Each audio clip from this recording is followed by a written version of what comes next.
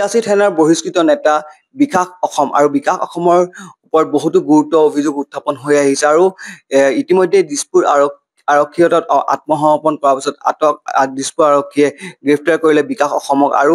তাৰ পাছতো বহুকেইটা বিস্ফোৰক মন্তব্য কৰিছে দিছপুৰ আৰক্ষীয়ে আৰু মই বৰ্তমান উপস্থিত আছো শিৱসাগৰৰ কোঁৱৰপুৰ বিকাশ অসমৰ বাসগৃহত আৰু মোৰ কাষত আছে মাতৃ আৰু আমি মাতৃৰ লগত কথা পাতিব চেষ্টা কৰিম কি ক'ব এই সন্দৰ্ভত যি এতিয়া কি হৈ আছে বুলি ভাবিছে কি ক'ব আমাৰ ল'ৰাটোৰ বিষয়ে মই কি ক'ব লাগে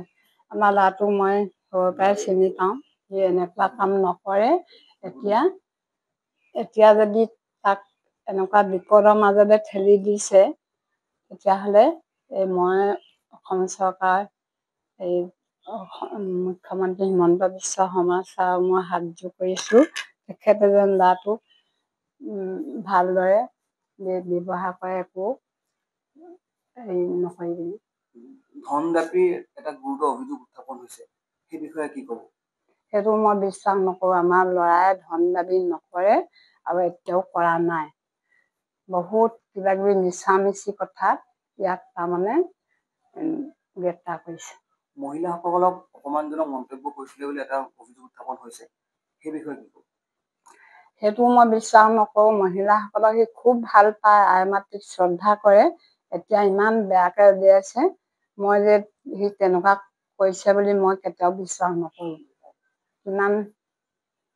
আপোনালোকৰ লগত গ্ৰেপ্তাৰ হোৱাৰ আগতে যোগাযোগ কেতিয়া হৈছিলে যোৱা শনি দেওবাৰ মানতে সি ফোন কৰিছিলে তাৰপাছত ফোন কৰিলে মই চুইচ অফ পাওঁ আপোনাৰ যোগাযোগ কৰিব পৰা নাই গুৱাহাটীত থকা অৱস্থাত আপোনালোকৰ লগত যি যোগাযোগ হৈছিলে বা যি ধৰণে আপোনাক কথা বতৰা পাতিছিলে কি কৈছিলে তেতিয়া গুৱাহাটীত থাকোঁতে কি ক'ব সি নিজে সেইবোৰ কিবা কিবি যোগাসন শিকাওঁ বুলি কয় আৰু PhD কৰি আছোঁ বুজিছে তেনেকুৱা শেষবাৰৰ কাৰণে ঘৰলৈ কেতিয়া আহিছে শেষবাৰৰ কাৰণে আহিছিলে এই অক্টোবৰ 15 তাৰিখে তাক কোৰ্ট মেৰেজৰ তাৰিখ আছিলে 14 তাৰিখে আহিলে ঘৰলৈ 15 তাৰিখে কোৰ্ট মেৰেজ কৰি 16 নে 17 তাৰিখে গ'লো ঘৰ কালি গুৱাহাটী আৰু এটা কথা তেওঁৰ দেউতাকে যি বৰ্তমান অসুস্থ হৈ আছে তেওঁ কৰিছিলে তেওঁ পকা মিস্ত্ৰী কৰিছিলে বিকাশে শিৱসাগৰৰ পৰা গুৱাহাটীলৈ সংগঠন কৰিবলৈ গৈছে নে বেলেগ কিবা কাম কৰিবলৈ গৈছে সি প্ৰথমতে যোগাসনৰ স্কুল চাকৰিও কৰিছিলে যোগাসনত তাৰপাছত আকৌ যোগাসনৰ স্কুল খুলিছোঁ বুলি কয় মোক যোগাসনৰ স্কুল খুলিছোঁ তাত যোগাসন শিকাওঁ পাছত আকৌ এইবোৰ সংগঠনত সোমাইছে বুলি মই নাজানো নহয় এতিয়া আপুনি কি আহ্বান জনাব মই আহ্বান জনাইছোঁ যে ল'ৰাটোক যেন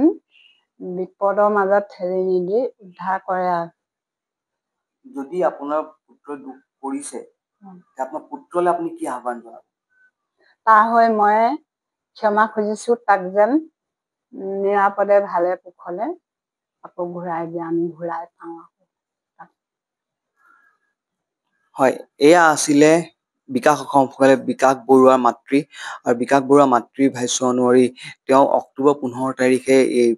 শিৱসাগৰ বাসগৃহলৈ আহিছিলে তেওঁ কোৰ্ট মেৰেজ কৰিবৰ বাবে আৰু তাৰ পাছত তেওঁ শিৱসাগৰলৈ অহা নাই বা তেওঁলোকৰ লগত মুখামুখি হোৱা নাছিলে আৰু এতিয়া যিহেতু বিকাশ অসম গ্ৰেপ্তাৰ হ'ল আৰক্ষীয়ে তদন্ত অব্যাহত আছে আৰু এই তদন্তৰ পাছত ন্যায়ালয়ে কি ন্যায় প্ৰদান কৰে সেয়াই লক্ষণীয় হ'ব যিকোনো খবৰৰ বাবে যোগাযোগ কৰক 7099017330 লগতে 7099017110 নম্বৰত